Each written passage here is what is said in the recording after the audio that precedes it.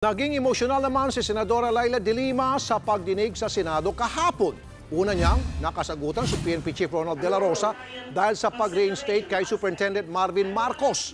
Napag-initan din ni De Lima ang whistleblower na si Sandra Cobb na isa sa mga sumundo kay Kerwin Espinosa sa Abu Dhabi. So siya pala ang ituturo mo eventually or ultimately, you know, siya pala talaga ang ituturo mo. Kung maipit, Your Honor, sasabihin ko, magpalit tayo ng posisyon, Your Honor, ikaw mag-PNP.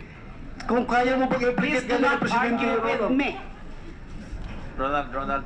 I'm the one asking you a question here. Yes, Your Honor. I Do not understand. argue with me. I've had enough of you. Kayong lahat ng mga nagsisinungaling. Do not know you. Protect you. Muling uminit ang dugo ng senadora na makaharap na sina Espinosa at ang dati niyang kasintahan na si Ronnie Dayan. Pareho kasi silang nagdidiin kay De Lima na tumatanggap ng payola mula sa iligal na droga. Napagbuntungan din niya ng galit si Albuera PNP Chief Jovi Espinido na tinuturong tulay ni Kerwin kay De Lima. Espinido claims that he does not know Ronnie. Ronnie claims he does not know Espinido. Fabricated. Nag-a-appeal lang ako sa inyo. Magsabi na kayo ng totoo. Na hindi totoo yung sinasabi niyong kilala kita, tumanggap ako. Hindi naman magkatugma sina Dayan at Espinosa sa kanilang mga pahayag. Ikinagalit ni Senador Ping Lacson ang tila selective memory raw ni Dayan kaugnay ng pagkikita ni De Lima at Espinosa sa Baguio. Ayon kay Dayan, 2014 ito nangyari, pero ayon kay Espinosa, 2015 sila nagkita. Nakitaan din ni Senador Manny Pacquiao nang butas ang pahayag ni Dayan. Kanina pa sumasakit yung ulo ko pag tinatanong ka sa yung mga sagot mo. Na may mga tinatago ka pa na hindi binabanggit ng mga tao na pinagkukunan mo ng pera. Ang sabi mo, wala kang number ni Kerwin.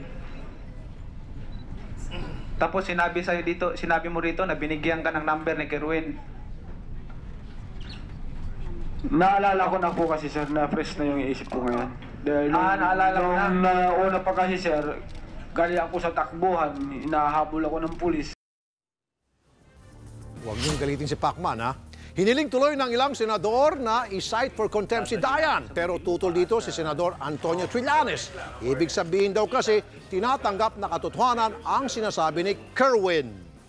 Drug lord ka, makikipagkita ka sa politiko, doon kayo sa Burnham Park. Ha? Alam mo, pagka ang politiko pumunta ron, mangampanya, kahit 1,000 tao magpapapicture sa amin. Hindi kami nag-i-screen na, teka muna, ano ba ito?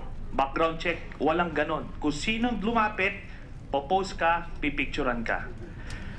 Kung ganito ang magiging basis natin ng guilt, nasasabihin natin na drug lord o drug cuddler, wala na magpapapicture na politiko. Hindi ka magpapapicture sa isang drug lord.